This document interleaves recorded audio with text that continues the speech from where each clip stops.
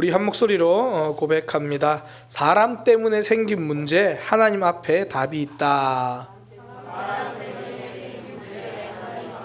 네. 한 번 더 우리 고백합니다. 사람 때문에 생긴 문제, 하나님 앞에 답이 있다. 다윗의 시편을 지금 계속 보잖아요. 다윗의 시편에는 특징이 하나 있어요. 사람에게 뺨 맞고 하나님 앞에 이야기를 해요. 그러니까 사람으로 생긴 아픔과 문제를 하나님께 들고 나온다라는 거예요. 그래서 우리에게 이 시편이 참 힘이 되고요, 우리 삶의 답이 돼요. 왜냐하면 우리도 늘 사람에게 뺨 맞으며 살잖아요. 사람에게 치이는 것이 삶이잖아요. 2022년 올 한 해 힘들었던 순간, 아팠던 순간 한번 생각해 보세요. 여러 장면들이 있을 거예요. 그 중에 때로는 물질에 대한 문제도 있을 거고, 건강에 대한 문제도 있을 거고. 그런데 돌아보니까 가장 많은 경우가 사람 때문이에요. 직장에서도, 가정에서도, 심지어 교회 안에서도 우리가 아프고 힘든 이유에 많은 부분을 차지하는 게 사람 때문이에요. 다윗도 그래요. 다윗의 고난은 대부분 사람이에요. 사울 왕도 그렇고 압살롬도 그렇고. 그러니까 그를 힘들게 했던 일, 그를 절망에 빠뜨리고 낙심하게 만든 일, 다 사람이에요. 그래서 다윗의 시편이 우리에게 힘을 주는 거예요. 우리에게 답을 찾을 수 있게 하는 거죠. 아, 그렇게 사람에게 많이 시달리던 다윗, 어떻게 하나님께 기도했는가. 자, 오늘 본문도 그래요. 그 시편 7편 위에 설명이 있잖아요. 그 표제어라고 하는데, 거기 보면 다윗의 시가요온 이렇게 이야기를 하죠. 시가요온, 이게 비틀거리다 그런 뜻에서 나왔어요. 그러니까 슬퍼하면서 비틀거리는 모습. 그러니까 너무 힘들고 너무 아파서 제대로 서 있기도 힘들고 비틀거리는 그런 모습, 그런 상황에서 쓴 시라는 거예요. 그러니까 다윗이 이렇게 비틀거릴 만큼 힘든 이유가 뭐냐면, 뒤에 보니까 사람이에요. 베냐민 사람 굿시. 사실 굿시가 누군지는 몰라요. 성경에 나오지 않아요. 여기서만 나와요. 그런데 베냐민 사람이라 그러잖아요.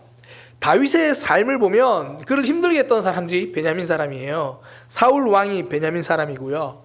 또 다윗이 자기 아들 압살롬에게 쫓겨갈 때 이 베냐민 사람 시므이가 다윗을 막 저주를 해요.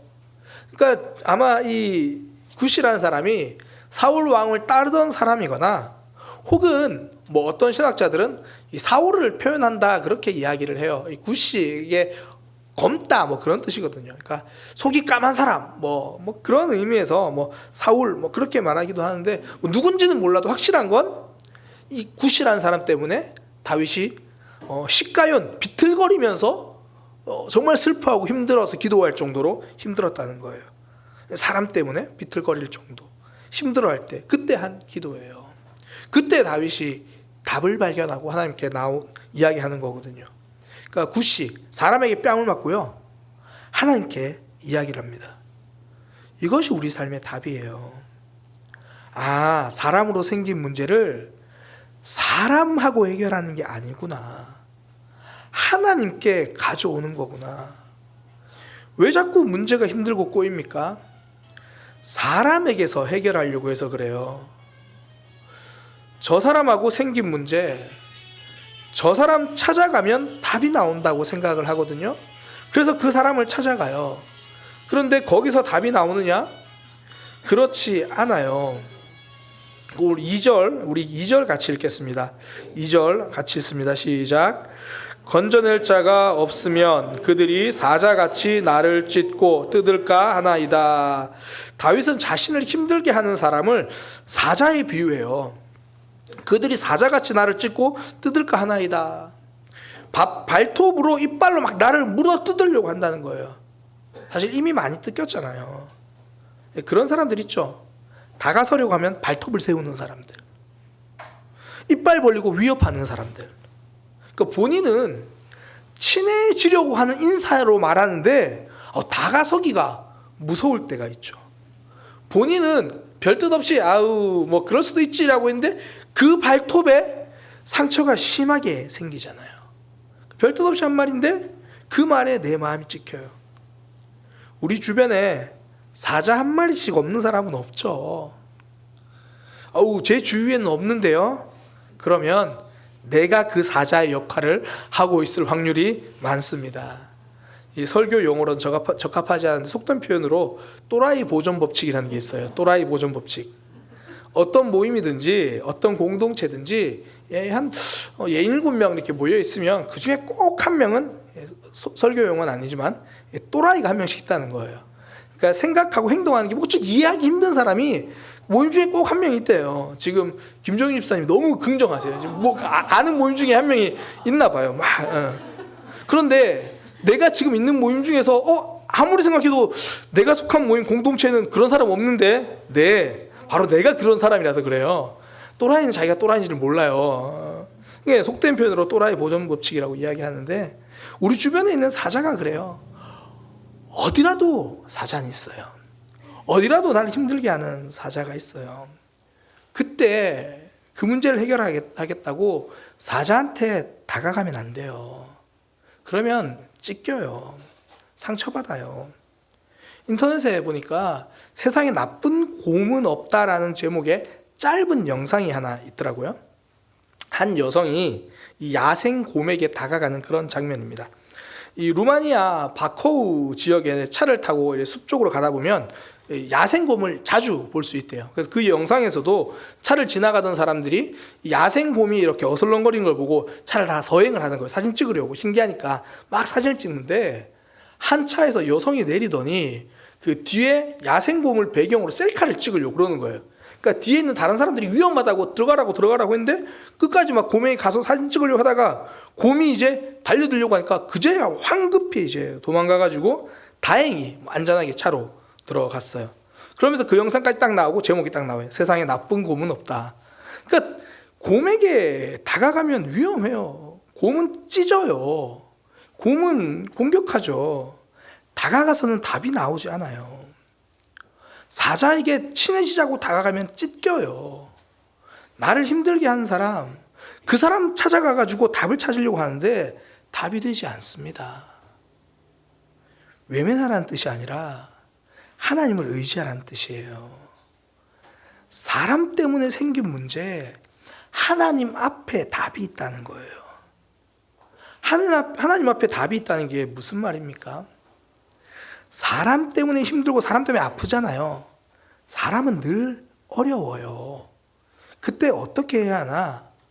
오늘 우리에게 주신 시편 말씀을 통해 답이 있습니다.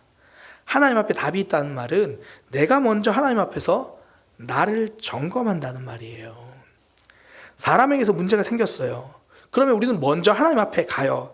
하나님 앞에 가면 나를 점검하게 돼요. 하나님 앞에서 나를 먼저 보는 거죠. 다윗은 구시의 말 때문에, 이 베냐민 사람 말 때문에 너무 힘들었어요. 그 사람이 다윗에겐 사자와 같았어요. 그때 다윗은 먼저 하나님 앞에서 자신을 점검합니다. 3절하고 4절을 보면요, 여호와 내 하나님이여 내가 이런 일을 행하였거든. 어떤 일이냐면 내 손에 죄악이 있거나 내가 화친하는 자를 악으로 갚았거나 나의 친구들에게 나에게 호의적인 사람을 내가 괴롭혔거나 아니면 나의 대적이라고 한들 까닭 없이 빼앗았거나, 그러니까 호의적인 사람에게 악하게 했거나 혹은 내 원수라고 해서 내가 무조건 그 사람 걸 빼앗고 괴롭혔다면 나를 벌하소서, 그렇게 이야기를 해요. 그러니까 나를 힘들게 하는 사람, 그 사람의 말 그거 듣고 먼저 하나님 앞에 가가지고 뭘 하냐면 나를 점검하는 거예요. 내 모습을 점검하는 거예요. 우리가 다른 사람의 말 때문에 억울하고 화가 나는 이유 중에 하나가 뭐냐면 하나님 앞에서 나를 점검하기보다 사람 앞에서 나를 점검하기 때문이에요.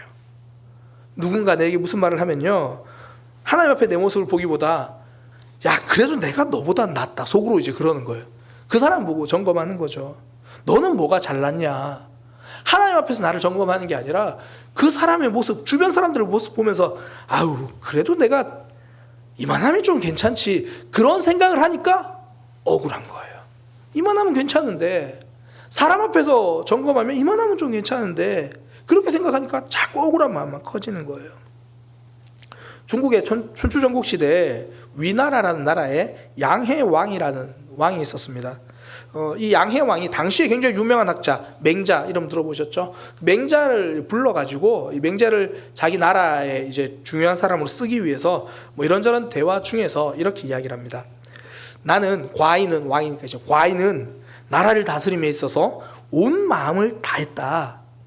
이쪽 지방에 흉년이 들면 그곳 사람들을 흉년이 안 든 다른 마을로 옮기고 또 그쪽에서 흉년이 생기면 나중에 또 이 사람들을 흉년이 없는 지역으로 갈 수 있도록 나는 그렇게 해줬다. 이 정도면 난 정말 백성들을 위해서 마음을 많이 쓰고 있는 그런 왕이 아닌가. 이렇게 이제 맹자한테 이야기를 했어요.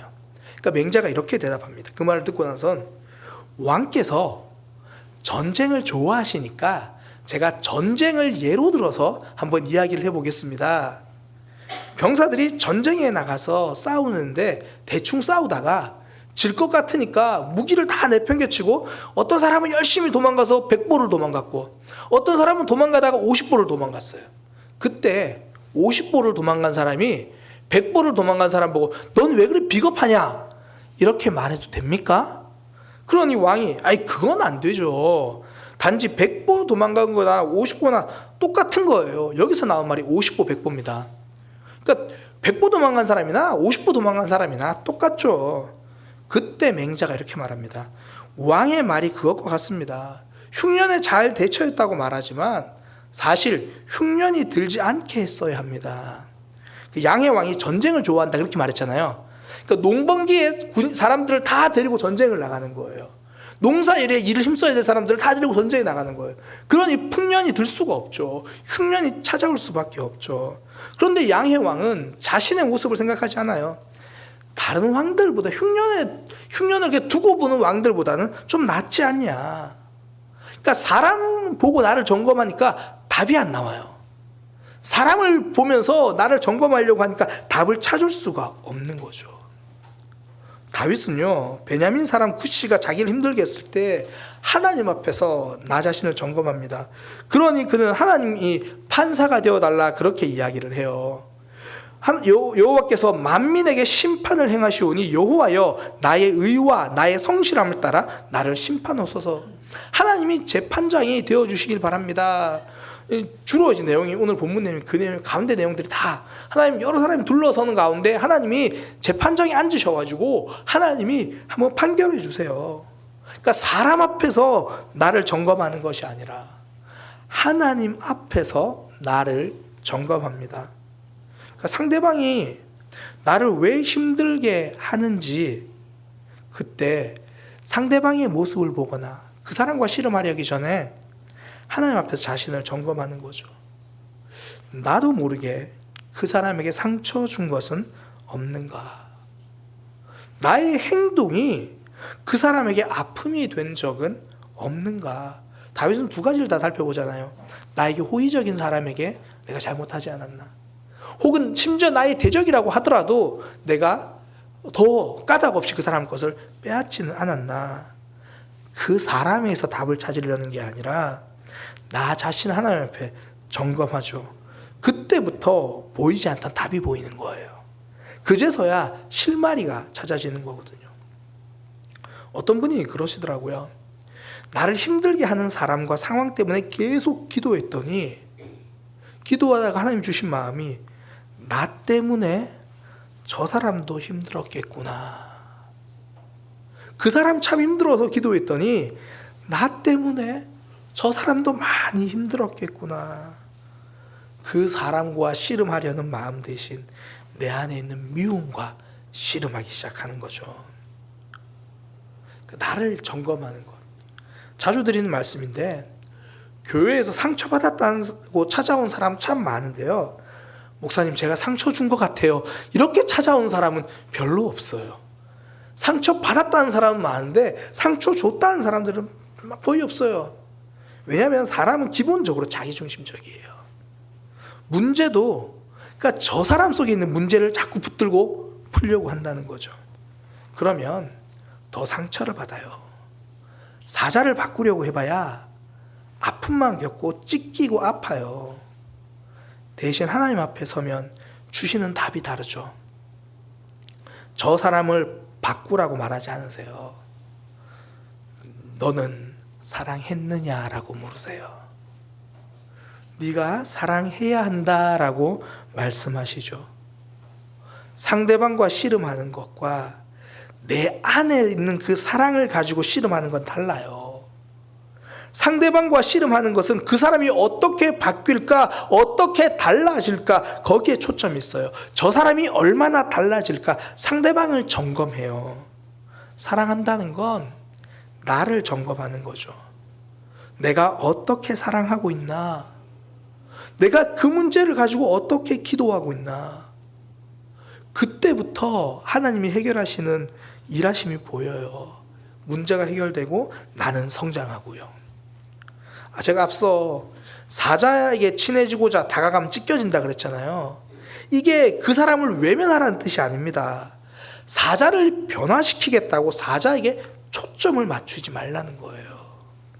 오죽하면 예수님도 자신이 죽으셨잖아요. 사람 때문에 생긴 아픔, 사람 때문에 생긴 문제, 답은 하나님께 있어요. 하나님 앞으로 나가서 먼저 자신을 점검하는 것.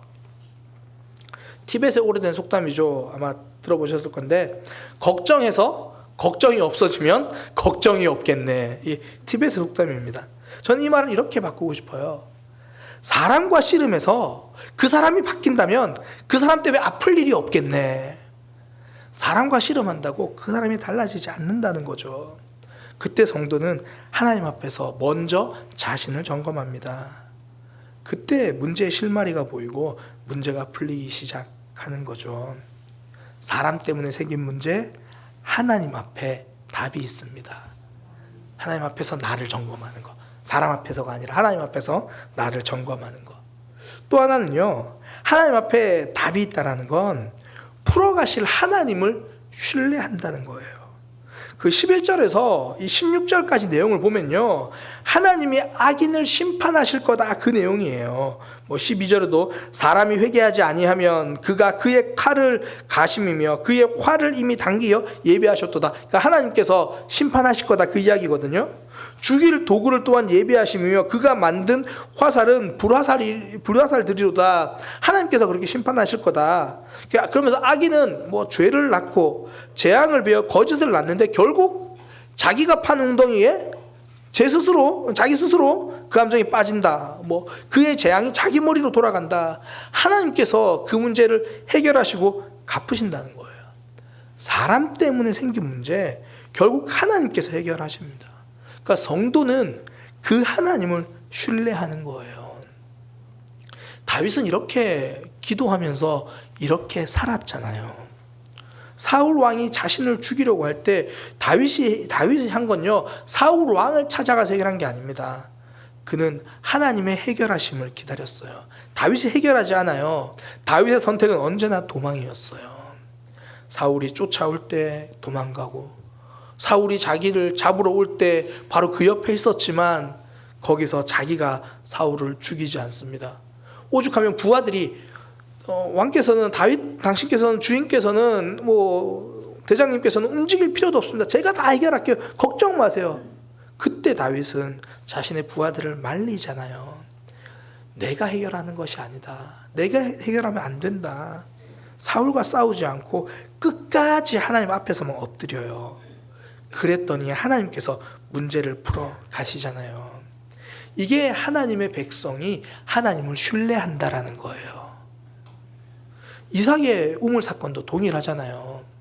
주변 사람들이 이삭을 찾아와가지고 이삭이 번성하니까 그게 너무 배가 아파요. 그래서 이삭이 우물을 자꾸 빼앗잖아요. 팠던 우물을 막아버리잖아요. 딴 데서 파니까 그 또 빼앗아 가잖아요. 그때 이삭은 양보해요. 그때 이삭은 또 양보해요. 그때 이삭은 또 양보해요. 우리가 보기에는 도망처럼 보여요. 우리가 보기엔 조금 소극적으로 보이고 조금 비겁한 선택이 아닌가 그렇게 보여요. 사람들은 맞서 싸우지 않으면 비겁이라고 말합니다. 성도의 비겁은요, 죄와 싸우지 않는 것이지 사람과 싸우지 않는 것은 비겁이 아닙니다. 성도는 하나님께 맡기는 것, 이걸 믿음이라고 말하고 이것을 하나님을 신뢰한다고 말하는 거죠. 하나님을 신뢰한다는 것은 항상 기다림으로 드러나요. 이삭이 그렇게 계속 양보하면서 나중에 그들이 인정할 때까지 어떻게 보면 3번이나 기다린 거잖아요. 다윗도 하나님이 그를 결국 그의 머리에 왕관을 씌워 주실 때까지 그는 기다린 거예요. 하나님을 신뢰한다는 것, 하나님, 이 사람으로 인한 문제 하나님이 풀어가실 때까지 저는 기도하겠습니다. 나를 점검하면서 내가 해야 할 사랑에 최선을 다하겠습니다. 조급한 마음이 들죠. 그 사람에게 받은 손해가 있고 내가 가서 이런 문제들 이렇게 풀어야만 문제가 풀릴 것 같고, 그러나 하나님께서 나에게 기다리라고 하면 일하실 하나님을 신뢰하는 거예요. 그리고 하나님의 역사, 하나님의 역전을 경험하는 거죠. 기다림은 결코 소극적이지 않습니다. 하나님의 기적을 경험할 수 있는 가장 좋은 통로입니다. 너희는 가만히 서서 주가 일하심을 보라. 하나님이 홍해 앞에 선 이스라엘 백성들에게 하신 말씀, 기다리라는 거예요. 하나님이 일하신다는 거죠. 저는 우리의 삶에서 사자한테 찢기고 사자 이빨에 당하고 사람 때문에 힘들어하는 상황들 있습니다. 없을 수가 없어요. 다윗도 그랬으니까요. 이렇게 많이 참고 많이 양보했던 다윗도 그런 일이 생겨요. 없을 수가 없습니다. 사람 때문에 생긴 문제, 그럼 어떻게 합니까? 하나님 앞에 답이 있어요. 먼저는 하나님 앞에 내 모습을 점검하는 거고요. 그리고 하나님을 신뢰하면서 기다리는 거예요. 우리는 하나님을 믿는 사람들이니까요. 하나님이 우리 삶에서 기적같이 역사하실 거니까요. 문제가 해결되든지 내가 성장하든지 하나님은 그렇게 우리 인생의 문제를 해결해 주실 겁니다. 말씀을 맺겠습니다. 사람 때문에 문제가 생길 수 있습니다. 그때 하나님 앞에 나아가서 엎드리며 기도하고 나를 점검하고 하나님을 기다리는 믿음의 백성 되기를 소망합니다. 기도하겠습니다. 하나님, 우리의 삶에서 하나님을 더 신뢰할 수 있는 마음을 가지게 하여 주옵소서. 하나님을 믿는다고 말하면서 나의 조급함을 가지고 내가 움직이려고 할 때가 많았음을 고백합니다. 하나님 앞에 엎드려서 하나님의 역사를 기다릴 수 있는 믿음의 삶 되게 하여 주옵소서.